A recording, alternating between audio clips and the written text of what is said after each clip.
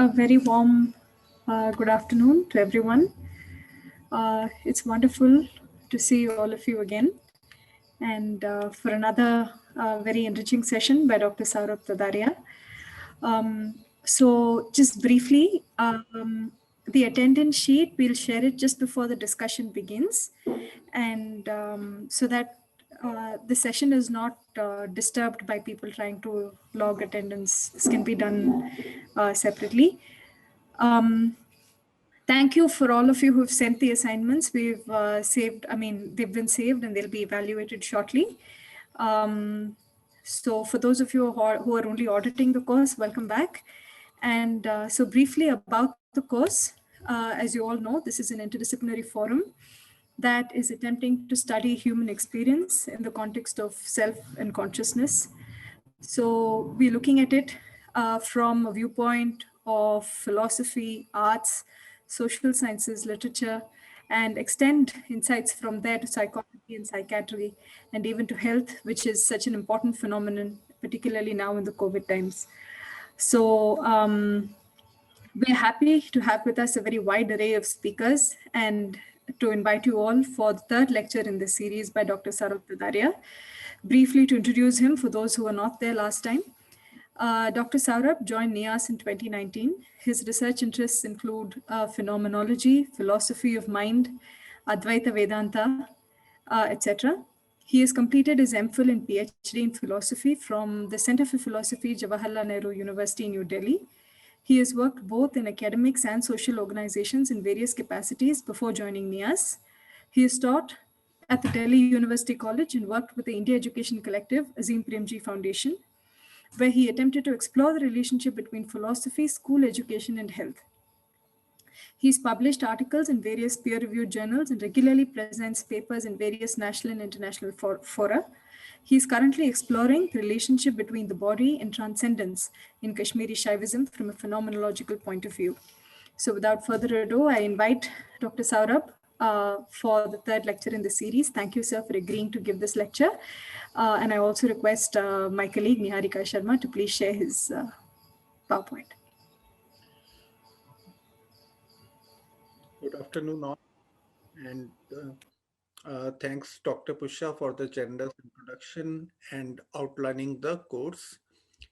And as Dr. Pusha has suggested, that this is the course which is interdisciplinary and showing the convergences between philosophy, health. Because if we are talking about the philosophy, we are not talking the philosophy in abstraction as something which is not disembodied philosophy, but philosophy which is something which we are trying to make sense of our surrounding, of ourselves. So in this context, health is an important issue. Unfortunately, in philosophy, it's a very extremely underexplored issue. So in continuity with the last talk, I would like to extend the notion of phenomenology to the phenomena of illness. So I entitled this talk as Phenomenology of Illness, Finding Oneself as Other, as this talk is centered around the notion of the otherness or alterity. So how do we understand in the context of the health and illness? This would be the focus of this talk. So with this, I request our doctor scholar, Niharika to share. Okay, already. So basically, the notion of other or otherness is something which is like extremely popular, got the currency in the sense of philosophical scene, not only in the philosophy, but also in the subaltern studies, postcolonial studies, and social sciences. So it is very difficult to exhaust or even to delineate the notion of alterity or otherness in a one talk. But I would just try to see that how I situate this talk in the notion in the current discourse in philosophy. So basically, most of the discourses around the otherness in philosophy is centered around the into the self-other relationship. So basically, we see in like this dialectics between the self and other, we see that first of all it emerges in Hegel's phenomenology of spirit, where when he discusses about the master and slave dialectics, and he says that there is always a conflict between the master and the slave, and finally when there is the recognition of the other, when the master recognizes the self, then only the consciousness progresses. Another notion of the self we find in Edmund Husserl, where he, in Cartesian meditation, he talks about that how do we understand the other? Because phenomenology talks that there is the first person intuitive and immediate awareness of the things around us. The way we experience salt would be different from the experiencing a classical music. So in that sense, the experience of the other human being would be the different from experiencing the object. So in a very complex argument, he says in Cartesian meditation, we experience the other as our analog, that we find other something which is like me only. And in Sar's Being and Nothingness, he used the notion of other to overcome solipsism. That how do I know the word I'm experiencing? It is not something only my word. It is a word which is shared. So he gives the example of the table, that when I see the table, so so there is only the perspectival givenness of the table, but at the same time, I know the table is being watched or could be watched through the other perspective, as well. And these other this establishment, this affirmation of the other perspective shows the co-presence of the self with the others. Uh, may I request this voice? There is some constant voices coming. Can it be, or is it possible? This, I think, of joining, na?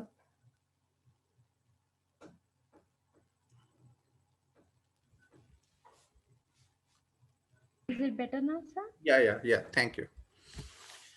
Then we talk about the other as the in Levinas, who like currently has the popularized, or like he has the he has contributed the mostly in the understanding of the other in Levinas, when he talks the other, that our relationship with the other is basically ethical.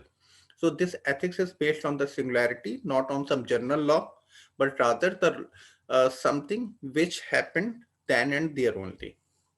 Then in Derrida, he talks of other as supplement. The other is something which is required in order to complete any kind of the logocentric or kind of totalitarian kind of the discourse. Then we have the God as the other in the Jolok Maria, when he says, okay, God is the ultimate other. God is something which we are not able to comprehend through our original through our whatever the categories we have. So it is such a phenomena which totally saturates us. So these are the few no, or like the major notion of the otherness which are in the current, which are popular, and which in the current discourse on philosophy. Next slide.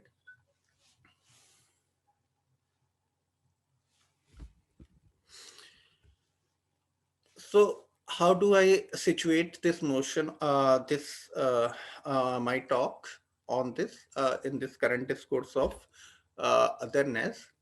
So I'm not talking about the other in the self-other relationship, which I have already discussed, which I have already suggested that these are the popular notion.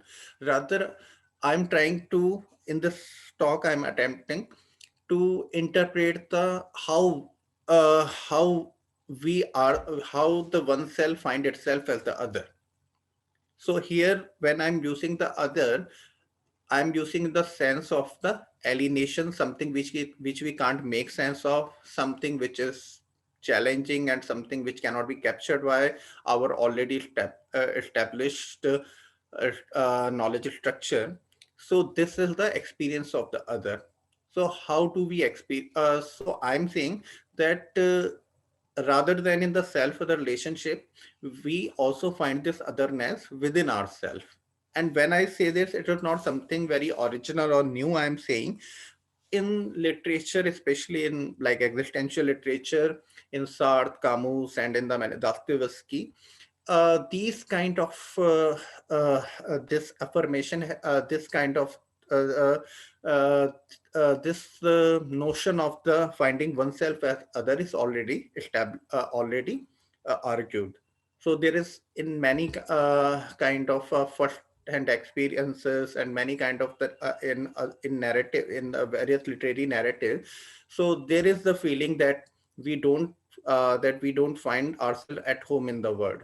This might be triggered by the experience of the illness, violence, or of loss, and many other kind of the experiences where self find oneself as other.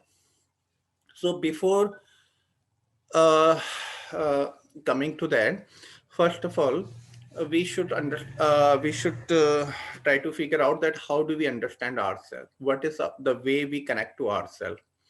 So methodologically, in order to build this phenomenology of illness, I would the methodological shift would be that I'm arguing that that we understand ourselves as being in the world, that we are not something. So I'm not saying that we are the transcendental disembodied self. Rather, we are the self who is always already in the world, the self something which is the embodied with the others and socially situated. Next slide.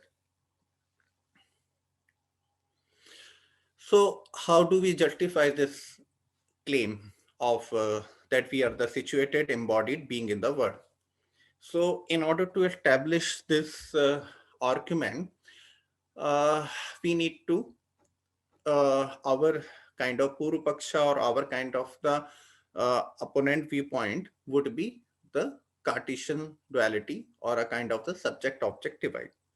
So in the subject-object divide, as we discussed in the last class also, that we understand that our foremost and the encounter with the word takes place in terms of the object. As simple as that. Like for example, if I have to gain access into the world, first of all I should be in the condition of perceiving the world. The word is first of all should manifest itself in terms of the object which I can analyze, which I can interpret. Now with Heidegger and with the pragmatism, especially John Dewey and others, they argue that, look, our if we analyze our experience, so we will find that first of all we find the things as an equipment, not as an object. We find the things as kind of the artifacts, the things to do rather than things to perceive and to be stared at.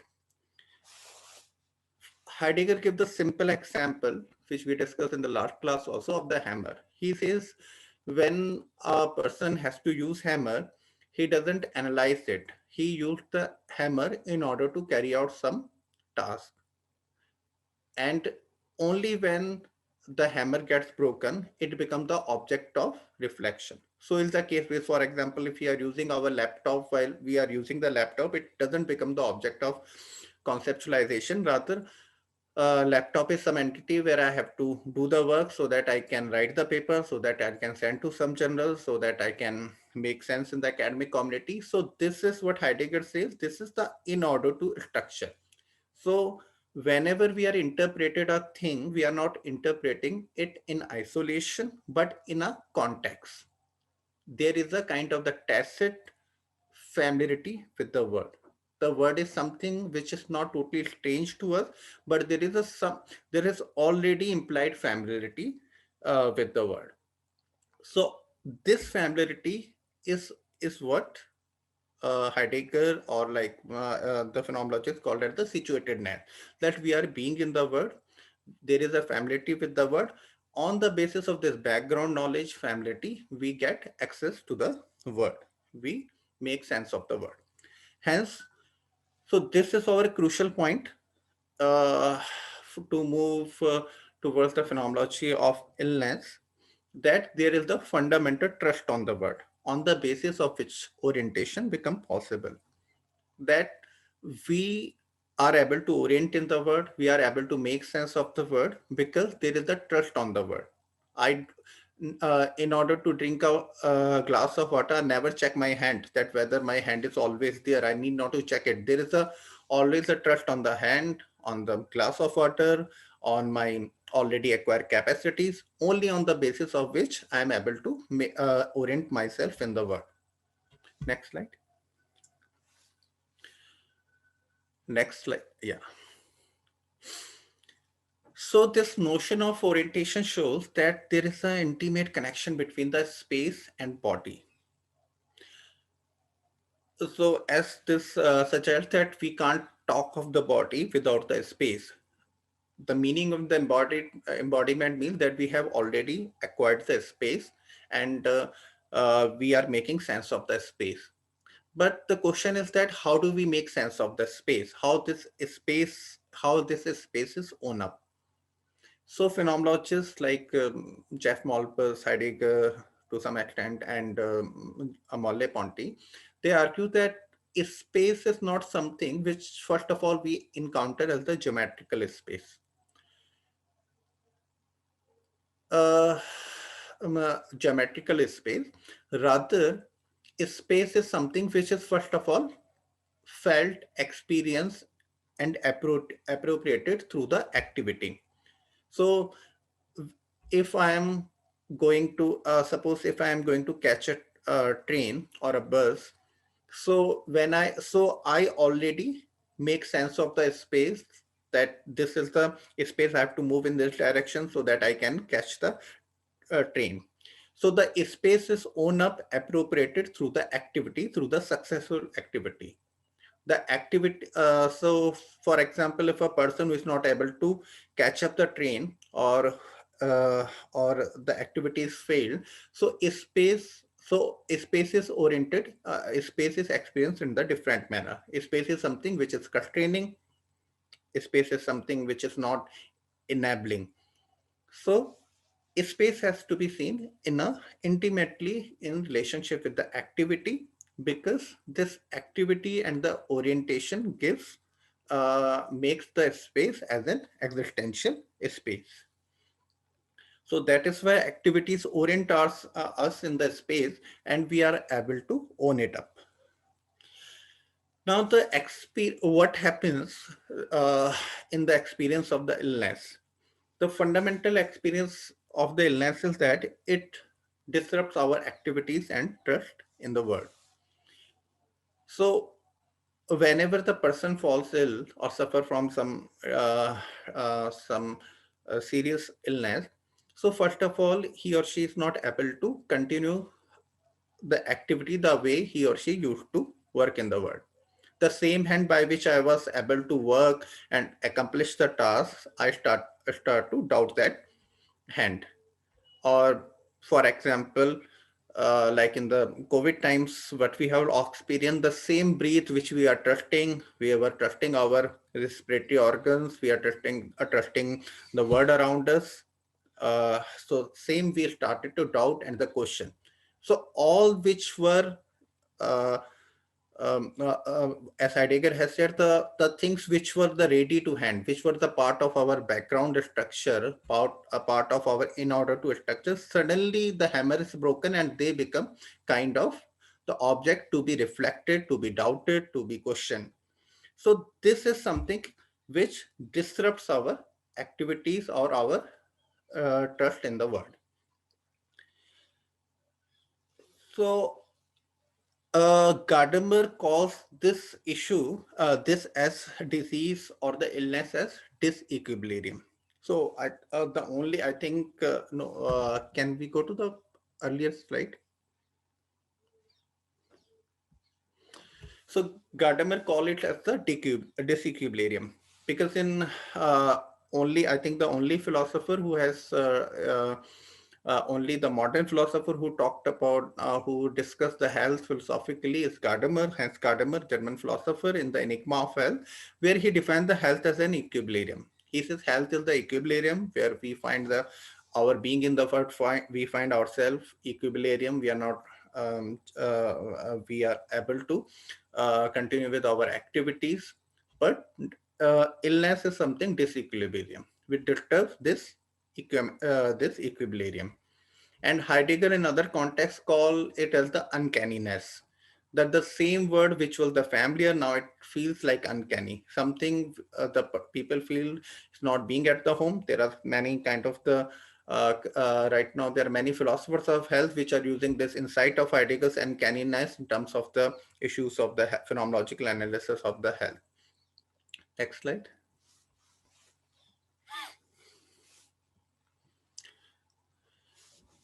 So this notion of the disorientation is very important, extremely important in our talk, and we are building our argument on the basis of the disorientation. So how the philosophers, some of the philosophers quote, which I find is significant. Uh, um, Charles Taylor in the Embodied Agency, he says in about the disorientation, in those rare moments when we lose orientation, we don't know where we are, and we don't know where or what things are either. We lose the threat of the word, and our perceptual field is no longer our access to the word, but rather the confused debris into which our normal grasp on things crumbles. Moments and Sarah Ahmed on queer phenomenology, orientation objects others, she says, moments of disorientations are vital. They are bodily experiences that throw the word up or throw the body from its ground. Disorientation as a bodily feeling can be unsettling, and it can shatter one's sense of confidence in the ground or one's belief that the ground on which we reside can support the action that makes a life feel livable.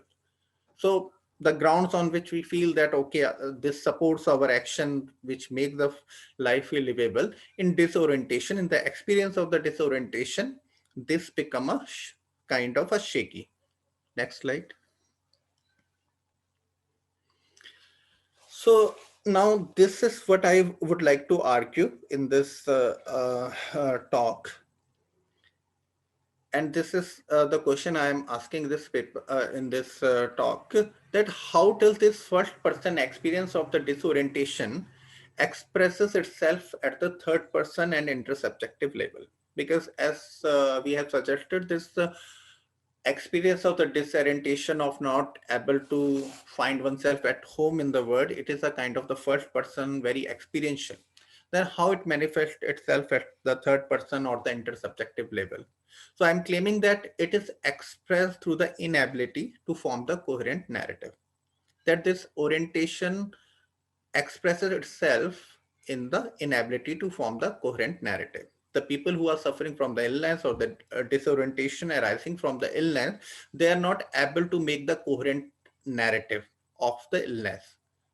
So most of the time, the people who are suffering from the illness, they find that they are not able to make sense of that of the illness. There is something which is feel that is out of the joint, something which is challenging. They are something which is challenging their values, and they are not able to make sense of that why it is happening. Even though there can be the causal analysis, scientific analysis are there that this is happening, but something in their life story, they are not able to make sense of it. So existentialism, so it leads through kind of the subjective feeling of not feeling at home in the world. So most of the experiences of illness are marked by the subjective inability to make sense of the illness. Next slide. So why are the narratives important? So Heidegger says that humans should be basically understood in the terms of the temporal structure. In the Being and Time, he says that the humans, which he calls as the design as the being in the world, he says this is a very complex argument, but I'm putting it very like in the very reductive sense, like explained in the terms of the temporal structure, past, present, and future. And interestingly, he says there is the primacy of the future in time. Why? Because past is not the dead past, or present is not something which is completely ended with the next moment, but with the experience of the future, past is always reinterpreted. So as I have discussed in the last class also, the fact that this lecture is good or bad, whether it is a useful or it is something like totally rubbish, how can we decide that? We cannot decide it in this moment. We can only decide it in the future moment. Because if someone gets benefited in future by this lecture, then he will rearrange this narrative. Then he will reinterpret this experience. Even he or she is not able to make sense of it right now.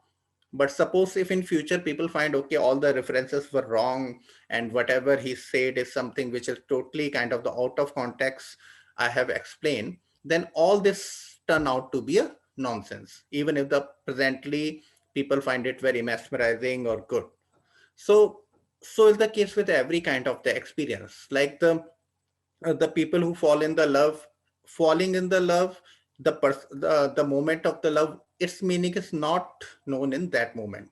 Only with the future experience, if that relationship comes out to be right or successful, only we in that reinterpret that experience with the future events. Hence, Heidegger says that in the temporal structure, there is the primacy of future. It is only the future uh, which help us to, which enable us to reinterpret our past and the present experiences. That is why this narrative is uh, very important in Heidegger.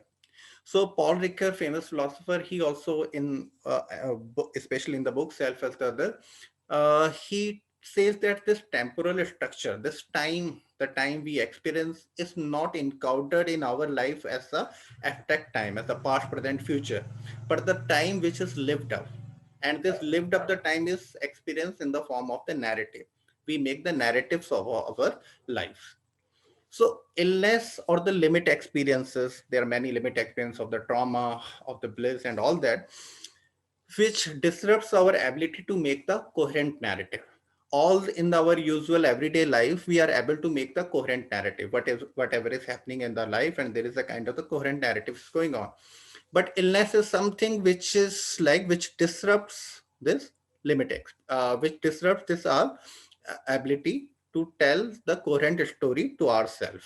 So that is why, especially the experience of the illness also leads to the shift in the value, shift in the priority of the life. So Jeff Malthus says that as embodied being in the world, we access the time through the lived space. So time is not something which is encountered as such, but the lived space, the space or the whatever the experiences we have in the life. So on the basis of this lived space, we experience the time. Hence, so this is a very complex argument of what is the primacy of the time or the space. So this is a debate still, like Heidegger says, there is the primacy of the time, but right now the Jeff Malthus and other people say, no, there is the primacy of the space, because the time is something which is encountered only as the space. Whenever we are thinking of the time, we are thinking the time in the terms of the narrative structure, and this narrative is some kind of the experience which are laid out, which are like can only be the fleshed out in some lived space. So we cannot conceptualize the time independent of the space. Hence, disorientation affects the narrative structure.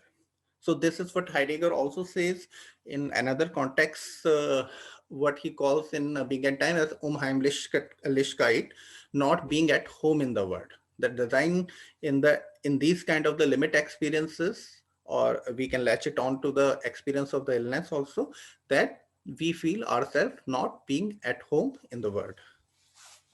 Next slide. Jeff Malthus is currently, which I've shared also the edited book by him in the last, currently a famous philosopher on the place. And he reconceptualized the notion of the space as place in philosophy.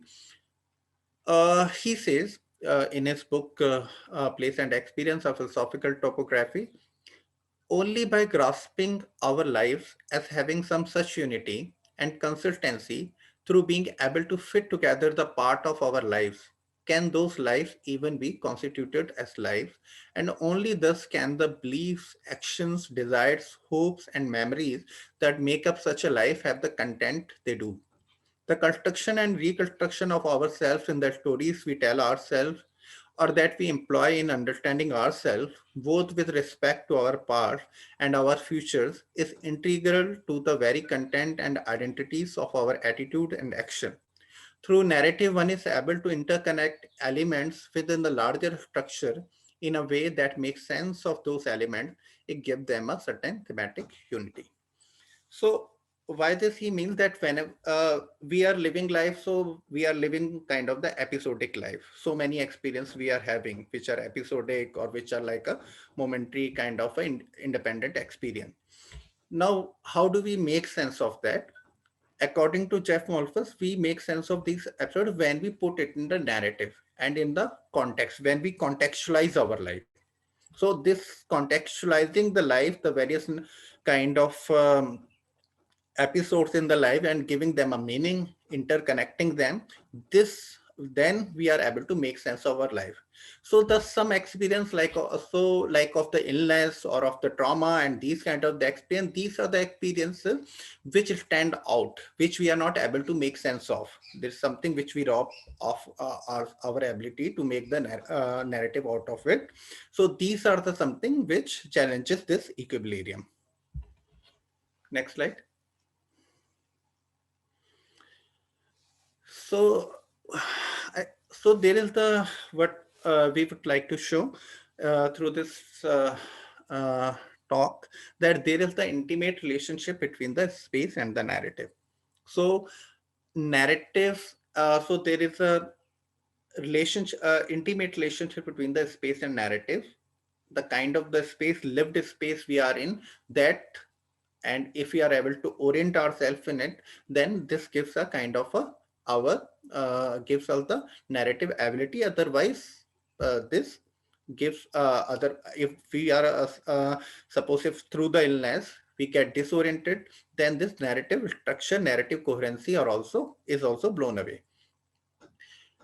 So, so what on the basis of certain kind of the interviews and certain work I have done with terminally ill cancer patients with Ganga Prem Hospice in Rishikesh few years back, uh, I'm claiming that exposure to the diverse spaces rather show the firmer grip and the control over the narrative structure. So we have seen that the people who are who are exposed to the different kind of the space, not they are limited to the only to the medical space of the ambulances, of the hospitals, and of the clinics, but rather these terminal ill cancer patients, they are exposed to the different kind of the spaces. So they they then start to have the firmer grip and control over the narratives of their life. So people are able to express the experience of illness coherently. It is nothing like they are coming up with a positive story. There's something, but the philosophical point is that when the people are exposed to the diverse kind of the spaces, they are able to connect these threads. There is nothing some they are able to make sense of that. There's that why it is happening to them and what where they situate themselves within the framework of illness. So diverse spaces restores the familiarity and trust over the space, which result in orientation.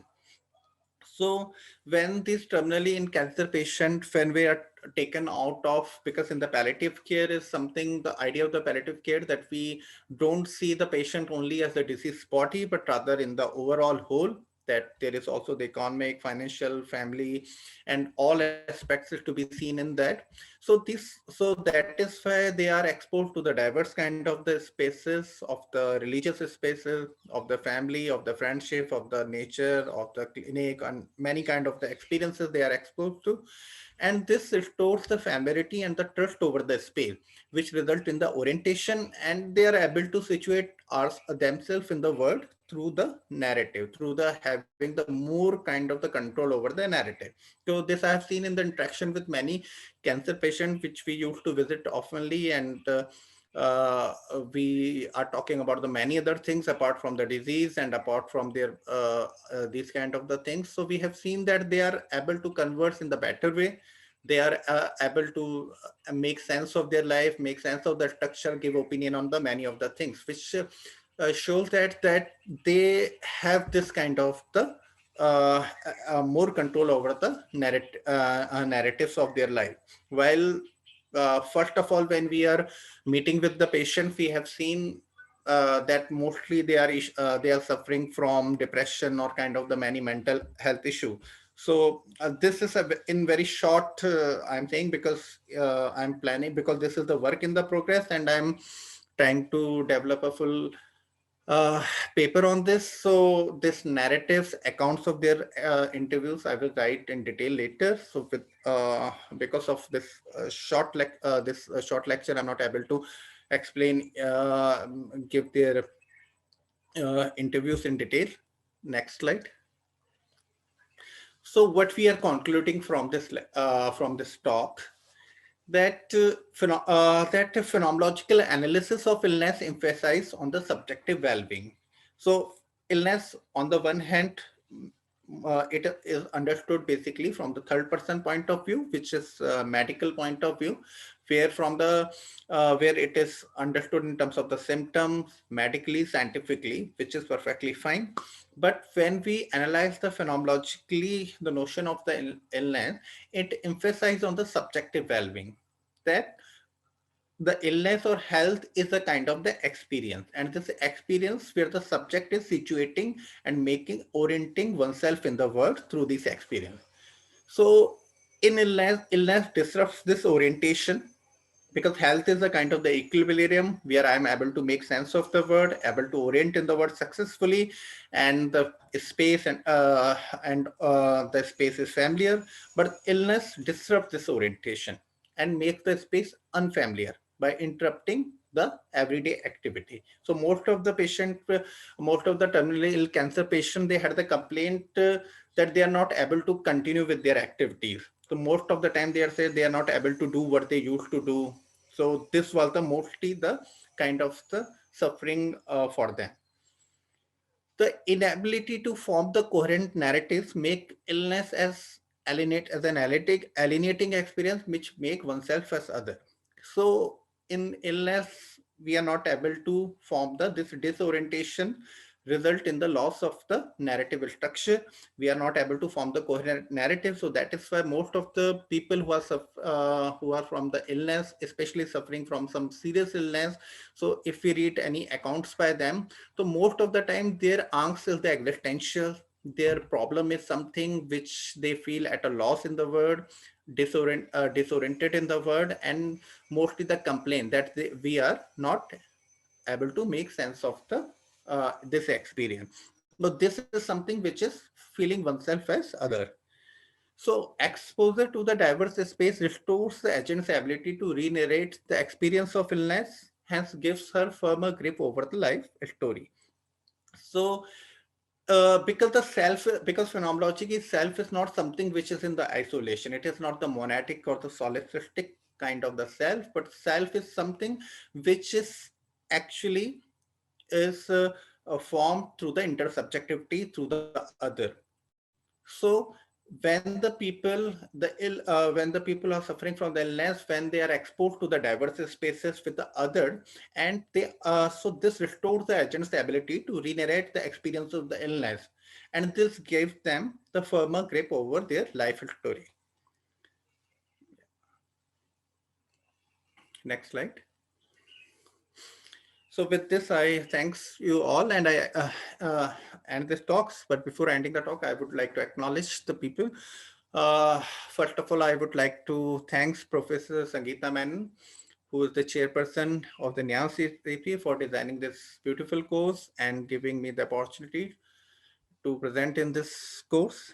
And we would also like to thank Tata Trust, who and I'm also thankful to the Ganga Prem Hospice, Rishikesh in Uttarakhand, And I'm also thankful to Nanima, who is the inspiration behind the Ganga Prem Hospice, Dr. Dominic Cassidy, who is a psychiatric consultant to GPH, based in Switzerland, and Niasi SP team, Dr. Pusha, Meera, Niharika, Ashwani, Abhishek, and others. So thank you all. And I very much look forward to your comment, because this is the work in the progress. And I look forward to your comment and criticism, so that I can develop it further. Thank you all for your patience. Thank you so much, Dr. Saurabh, for, I think, that fascinating lecture. And I think from my own background as an Ayurved, I could resonate with a lot of the things that you said. That, I mean, illness is actually something that alienates you from yourself, that it's a subjective phenomenon. And also that wellness is, I mean, it's a process of discovery, and of also familiarizing yourself. It's between the familiar and the non-familiar. And your work with, I think, cancer patients is absolutely fascinating. And thank you so much for sharing that with us as well. So thank you so much, sir. And before opening the session for discussion, I'd like to also maybe at this point just request Meera to post the attendance link with a brief set of instructions on how it is to be done. So please feel free. It will be open for a couple of hours even after the session is over. Do interact. Now, the reason why we're posting it now is in case there are any questions after the discussion, we can take them as well regarding just the mechanics of the attendance. So I will open the session for questions and discussion. Please do interact. And if you can raise your hands, I hope everyone knows where the raise hand function is. In some systems, it's where the reaction button is. In other systems, you just have to go to participants and raise your hand below there. So yeah, I see a couple of hands up. May I take a question from Varun, please?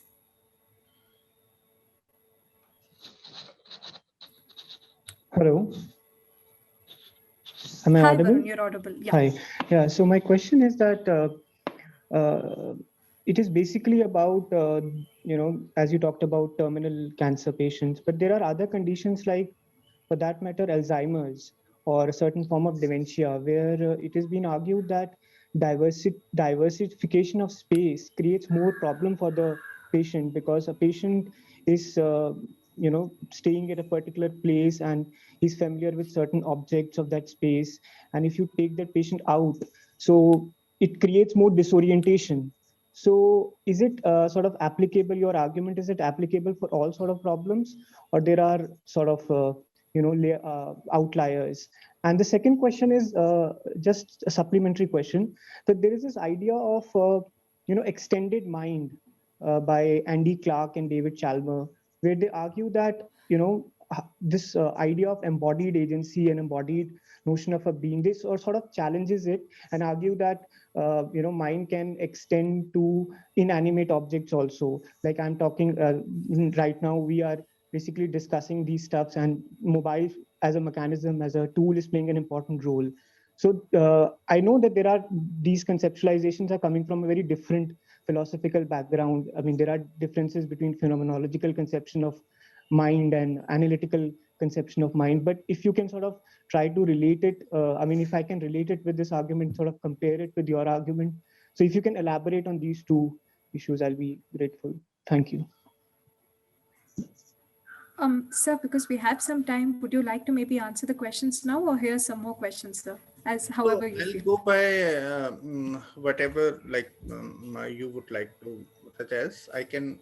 So can I answer it first? Yeah, sure. Please go ahead.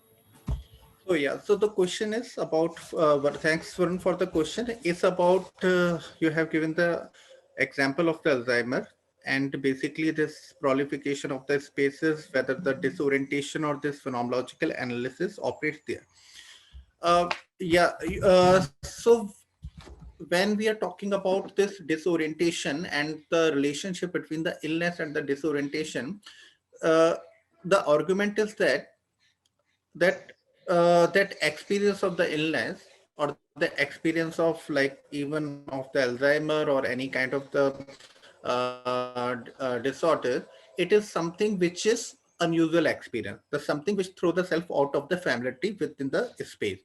So I think that even in any kind of the disease which we are qualifying as the disease, that is the disease or as the illness, shows that there is some sort of the familiarity is broken down.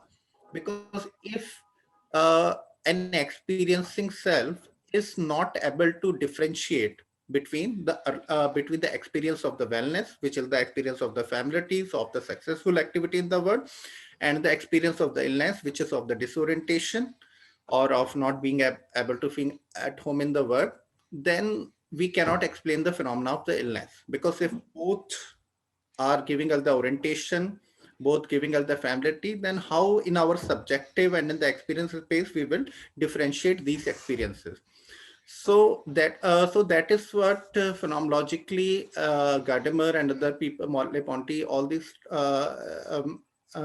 philosophers of health, they argue that in any kind of the experiential space, in any kind of the experience subjective space, when we are rationalizing the experiences, when we are differentiating the experiences, so that is based on certain kind of the parameter, certain kind of the criteria. So here I think the criteria is of the familiarity. The experiences which are familiarity, which we are able to orient, that is something which are healthy experiences, which when we are feeling the health, while there is the disorientation, alienation, otherness is happening. So this is kind of the disease. So I think I think in that manner. Second is about the embodied agencies that like the Chalmers talks about the extended mind, and as you rightly said, both comes from the different background. But so uh, so phenomenology, like Merleau-Ponty, also talks about the field, right? It doesn't say the embodiment is something which is like only where the body is able to reach. So for example, when in the last talk we talked about the body schema or the body image, so this is the something which is when we experience the body as the field. So suppose if the some dangerous object is approaching us, so even before calculating or taking a decision, we immediately orient our body away from it. So this is what like phenomenology talks about the field also. And as regard the gadgets, that like in the gadgets there is like the mobile cell phones and all that, that where so there is a recent document that they are also become a kind of the extended self and all that. So I think in phenomenology already there is a talk, there is a kind of discussion on the technology, especially by what is called as the post phenomenology, is one sec. Mm, uh, yeah, anyway, I'm just forgetting the name, but the post phenomenology is basically they argue that our access to the world also takes place through the gadgets also. For example, I'm using my spectacle, I'm using the glasses.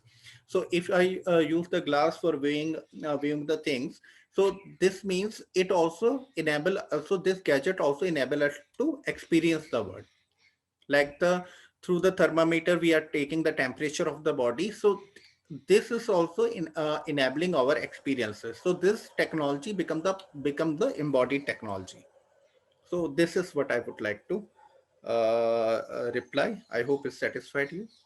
Otherwise, we can discuss later also. I'm sorry to interrupt. There's a very interesting comment by, I think, one Ms. Pooja Sahni, who says that in their recent research on COVID-19, they found that illness perception has a very strong association with the experience of well-being and peace of mind. So if you'd like to say something, because it's directly related, I think we'd all like that, Ms. Pooja. Would you like to say something? Yeah, thanks, Pusha, for giving this chance to talk about this research. I hope I am audible. Yeah, yeah. Yeah, so I really agree, and I can resonate very well with what Saurabh just said in his talk, that how illness perception is so very important to mental well-being and peace of mind. Now, this study was conducted basically on yoga practitioners, and there was a group of non-practitioners as well. So what we found was that participants who were practicing yoga for pretty long time, and they had a sense of more personal control over the illness. They had, less illness concern, and this was also the group who had higher peace of mind, and who also, reportedly did well in general well-being.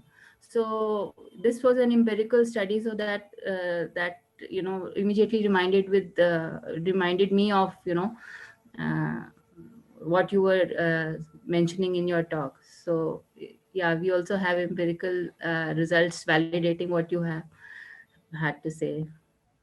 So I have posted the link in the chat. If anybody is interested, they can also have a look on the paper.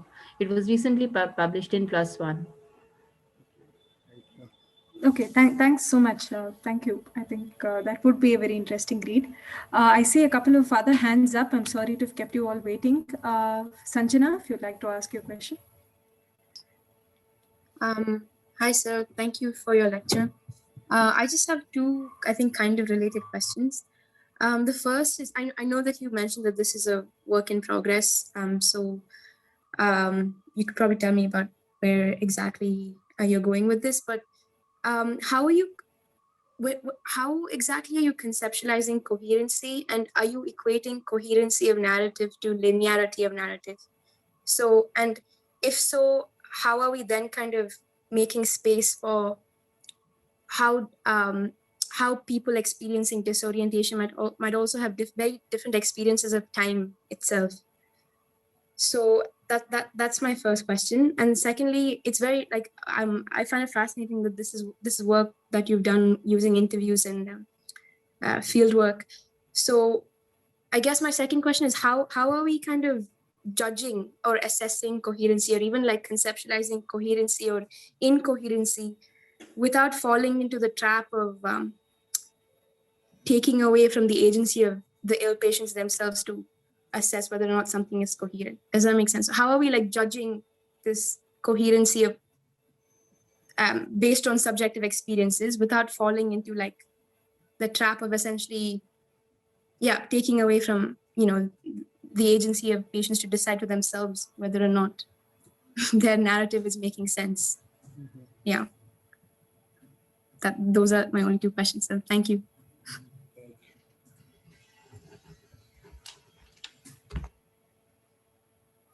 Should I reply right now, or we are taking more questions, Pusha? I see a couple of hands up, sir. Maybe if you could just shortly respond, and then we'll have a couple of more. I think we can take more questions because I'll take time in responding that. Because Okay, fine. That's fine, sir. Kanchan, would you like to ask your question?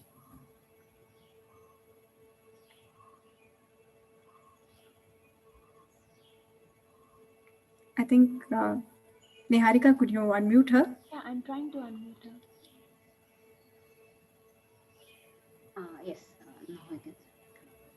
Thank you for this wonderful lecture. I just wanted to ask first that how did we, I mean, it's a very basic thing. I am not able to understand how did we reach upon illness to understand this experience of the other. So I just wanted to understand this journey of phenomenology embodiment to illness, because experience of the other comes through the different states of mind also, which is not necessarily induced by illness. So how, and you have also in your abstract, you have spoken a bit about palliative care. So I would like you to little more elaborate on that, because I found that very interesting. okay. Thank you, Kanchan, for that question. Mr. Narasimhamurthy, could you please ask your question? Thank you, Professor. Like my question is like in today's talk, so can we substitute expression for narrative, and also can we substitute environment for space? And also like understand that our narrative depends on our health, like illness, and also the environment. I think my question makes sense. So these are my questions. Thank you, Professor. Okay, and thank you. We'll just take one more question from Ashita, and then you can please answer the question, sir. Yeah, thank you. Thank you, Saurabh-ji. It was a very interesting lecture. So my question was about this disorientation towards narrative structures. So I was wondering if this could also be constructive, because you hear many stories where terminally ill patients talk about how their experience of the illness made them look at the world differently and orient themselves differently. And even in like psychologically transformative experiences, a lot of times people talk about how they started looking at themselves or like the previously held narratives that they had about themselves as the other, like they started looking at it as a third person. So I was just wondering what your thoughts are on that, and if these breaking down of previously held narrative structures could be constructive. Can you, I didn't get the question properly. Can you just add more to it? Can you elaborate it? What? Yeah. So let's say somebody, like just as an example, let's say somebody has a very negative outlook towards life, right? And then they have this experience of being terminally ill. And then it's like a very cliched example, and then this experience would kind of transform the way that they look at themselves and the experiences that they've had and how they look at the world and how they want to interact with the world. So then they kind of become positive, so that's what I was asking, that can this breakdown of narrative structures also be transformative or also be constructive? Yeah.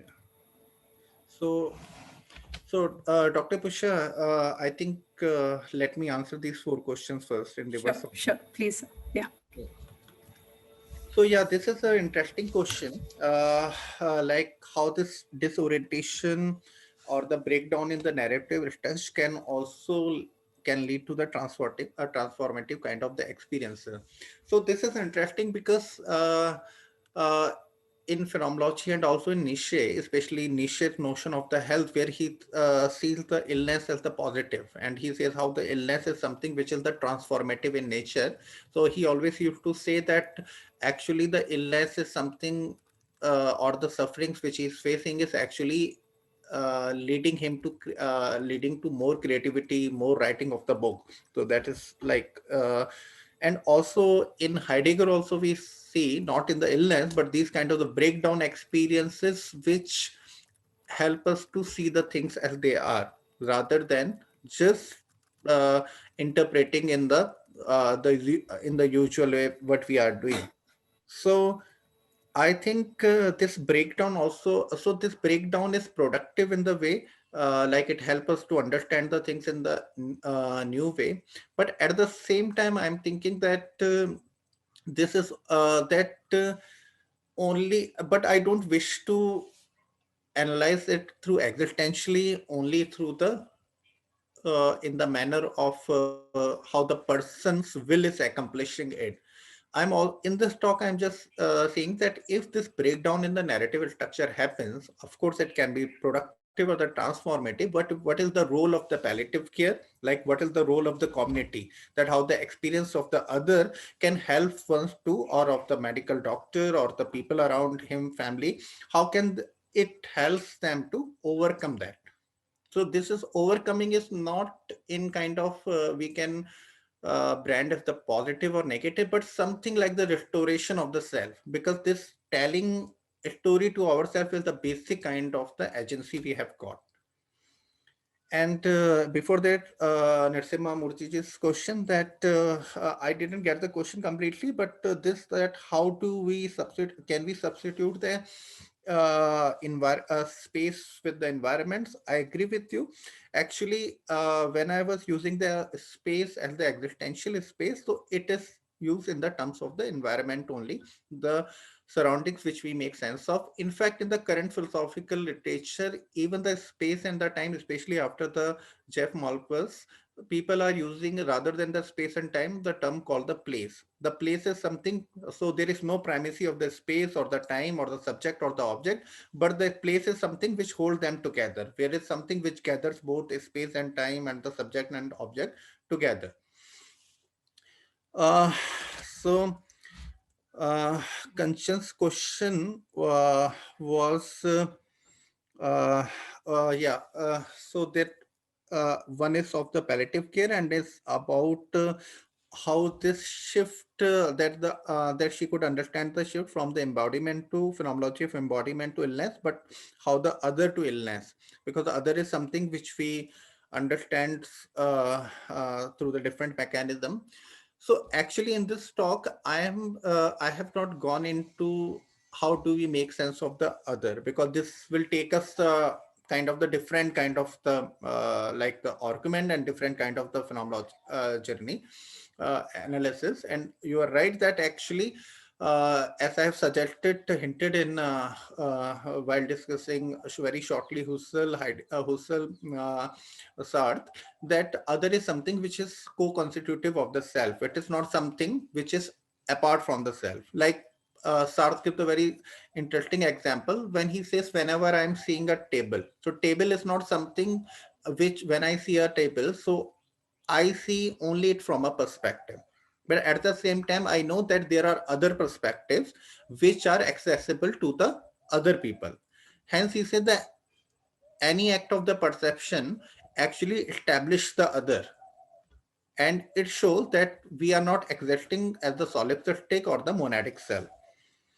And this palliative care, the palliative care is actually, which is basically says that we have not to see the human being or we have not to see in the diseased person or the ill person as the diseased body and is to only be treated medically. Rather, we need to see her as a whole, that it has the social, spiritual, financial, all kind of the aspiration, creative aspiration it has. So the organization where I work in the palliative care, Ganga Prem Hospice, basically what it does, it tries to enlist the support of the community so that the patient doesn't feel himself or herself as other, but rather the part of the society, where and his all the kind of the needs are taken care of without compromising, without like compromising his or her agency. So in the detail, you can go to the website of the Ganga Prem Hospice. You can see that what kind of the work they are doing, and especially in Kerala, this palliative care is something which is like highly developed. Now, this is the interesting question by Sanjana, that what is the relationship between the coherence of the narrative and the linearity of the narrative?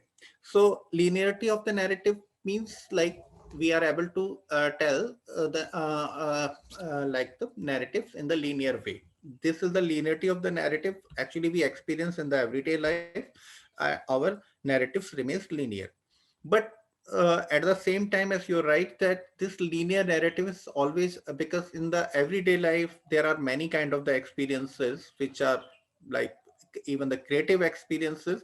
They are something which challenges this linearity of the narrative, and there are something which we don't make sense of, and that is where the poetry and other kinds of the narratives happen.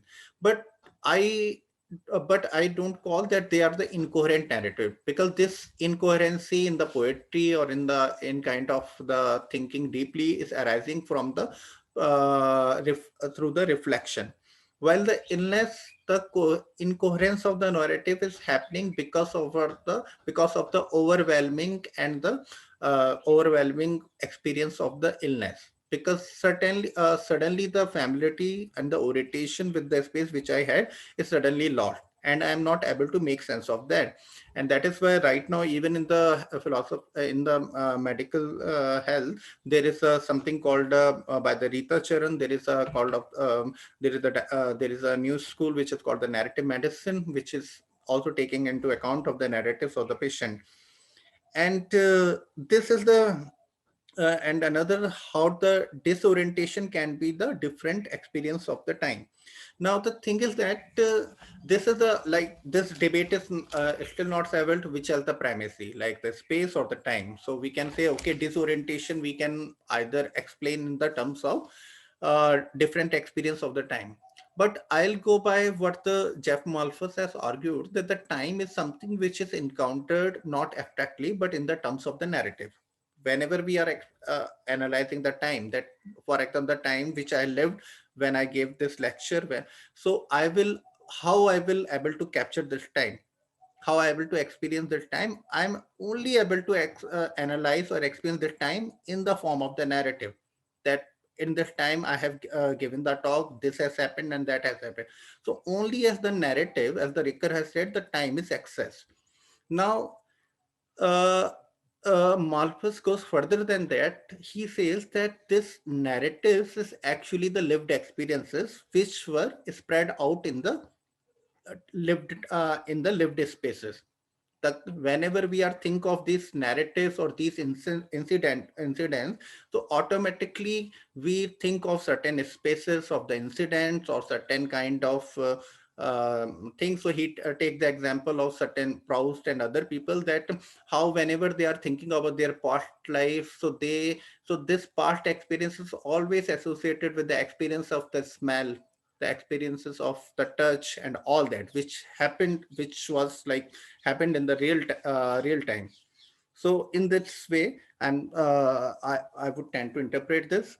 And then this is a very interesting and challenging question, that how this when I say, okay, this patient, they had the coherence of narrative, then how we are not taking away their agency, like, so this is like, this is, I also think this is the challenge for a ethnographer or the people who are doing the who are doing a kind of the field studies, that how you not objectify the other, like when they are given the experiences, so how do you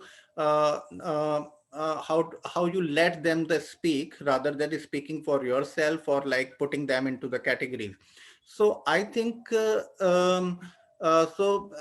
think that this objectification or the judgment what is might be restricted through uh, through analyzing the change in their vocabularies, the kind of, so I see the earlier when they were using the words or the vocabularies which were kind of restrictive in the nature, which were kind of a doesn't have that kind of the images and the metaphors, while after exposed to these diverse kind of the experience, the kind of the words, examples, and the kind of the variety of the vocabularies they are able to use, this shows that they have a more firmer grasp over the narrative, because the people,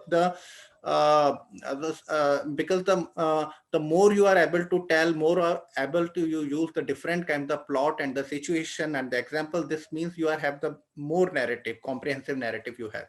So in this way, I would like to understand and respond to your question. Thank you.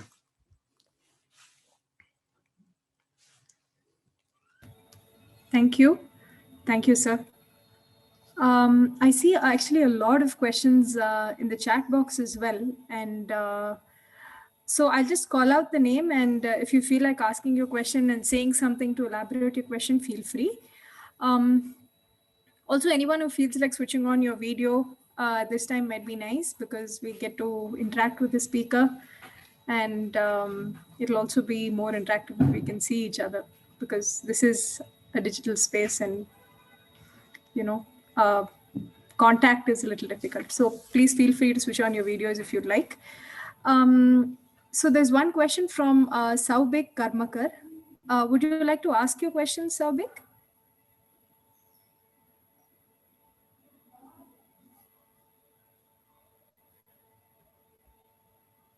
Okay, so I'll just ask that question. How does the other function in terms of the self?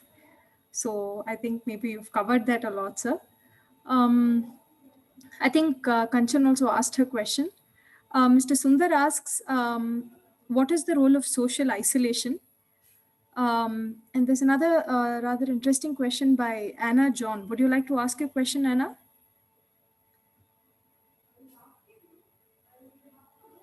Is she there? No, okay. So the question is, how do you see disorientation in relation to the other that assist the person in illness, like family members, standby, etc.? Maybe we can just go over a few of these questions, and then we'll take the next couple. Okay. So, so where should I start from the question of? Maybe self and the other, if you'd like to say a few words, sir. Or if you just like to answer all of them together briefly, that's also fine. Okay. So, let me start with the karma question briefly. That how the other function in terms of the self. In philosophy, like epistemologically, other is something which is the co-constitutive of the self, because the word is not only the my word, it is not the word which is the solipsistic word. The word is also experienced by the other. So this is also the word is not only of mind, but also of the other. But in Levinas, the other is something which is the limit of the self. Whenever we come face to face with the other, we have to so we have to devise an ethics, because we don't know how to engage with the other. So another question by Kanchana, I think, we reach health in what body mind. Okay, basic question from philosophy: how do we reach health? In what context? Body mind wellness. Well, health is not something which is a very kind of a very is a kind of the underexplored, very scantily analyzed issue in health, so in philosophy. So it is very difficult to answer this question, that how do we see the health. So that is why right now the many people are trying to analyze the health through the phenomenology, through the other things. Sundar's question: could it be because because the external environment is not coherent? I meant the external environment not harmonious, even one tries to maintain equilibrium and form coherent narrative. Exactly, it I don't understand what is mean by the it, because it must refer to some other preceding question. But the second half of the question, I meant the external. Yeah, so this is what we have said. So this that external sometimes the external environment is not harmonious, even one tries to maintain equilibrium and form coherent narrative. Yeah, this is also possible. So this is we can see especially this kind. So that is why the people says the people who are living in the disturbed area, in the communally sensitive area, or in the kind of the conflict zone. So even there is a lot of issues of the mental health, because of in this area this equilibrium is lost. So yeah, so this also substantiate the argument. What is the role of the social isolation? I don't know. This is can you? This is. I don't think this. I talked about the social isolation, so maybe I will take it later. How do you see the disorientation? Anna Jones' question: how do you see disorientation in relation to the other? Okay. That assets the person in illness, like family members, standby, etc. I don't get this question. Can you explain this question, Anna? I don't got Sir, it. I think she's not here, so maybe we can Okay. just pass it because she's not here anymore. I think maybe last two questions and then we can wind up. It's been a wonderful session.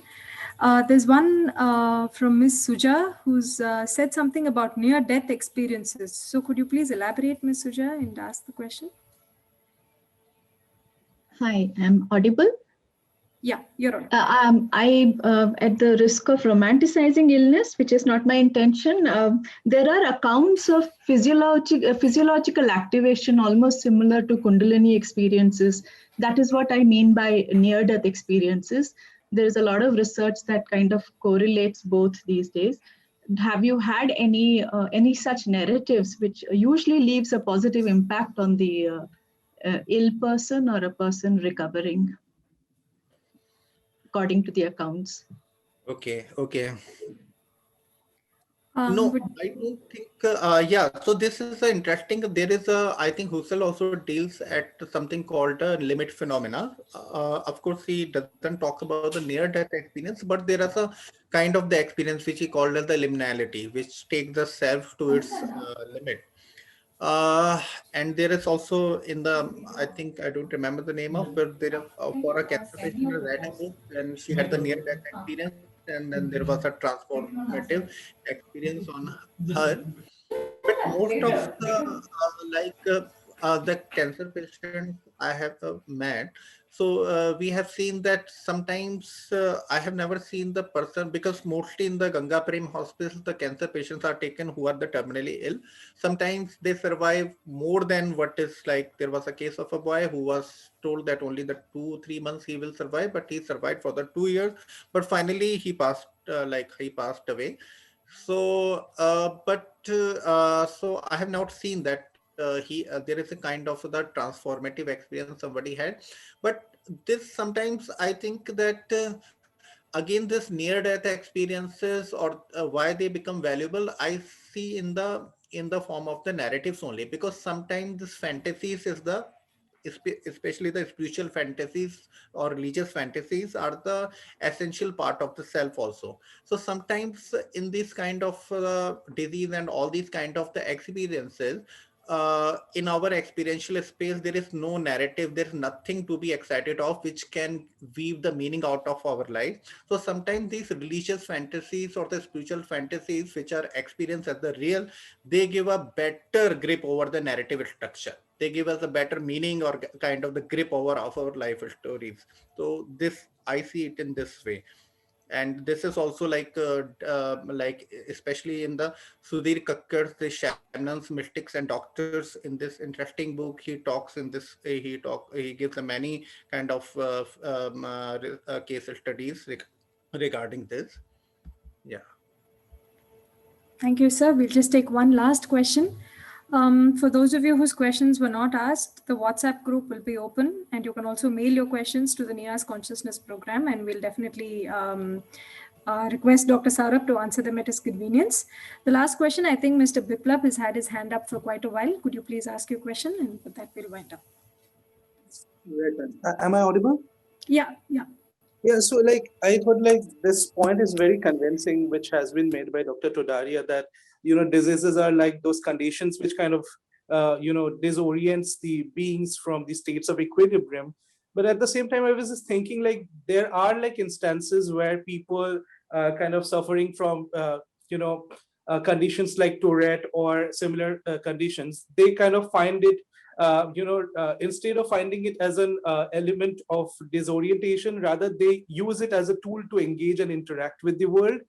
And for example, like there's a character from Anand Gandhi's film The Ship of Theseus, who is a blind photographer, and when her vision was actually restored, she was finding it difficult to cope up with the newly arose situation, and she was finding it difficult to carry on her passion for photography.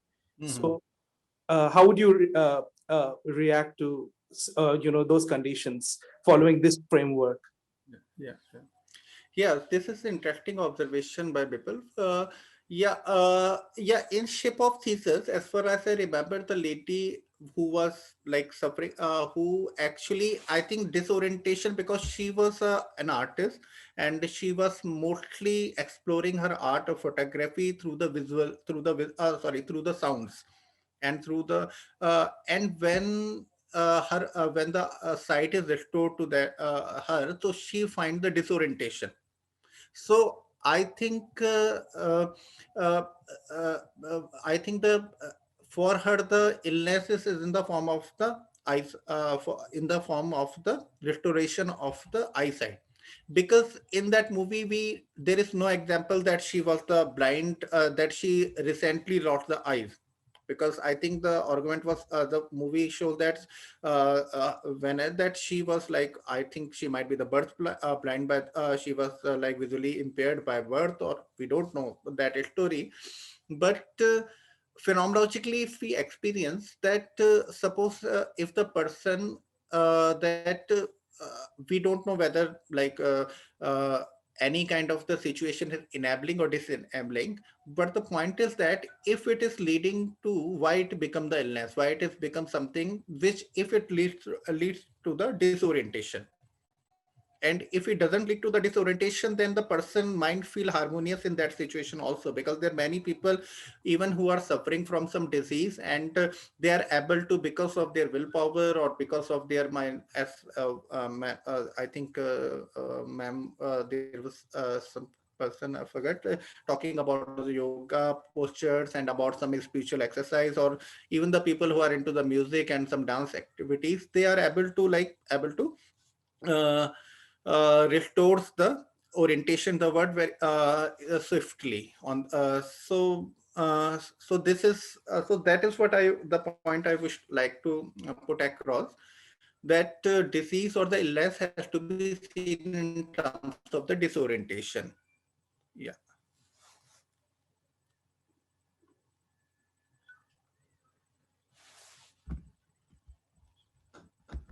Sorry. Unless there are some very urgent questions, maybe we'll wind up here. I'm sorry for those of you who have not had a chance to speak. I think the session itself was very enlightening.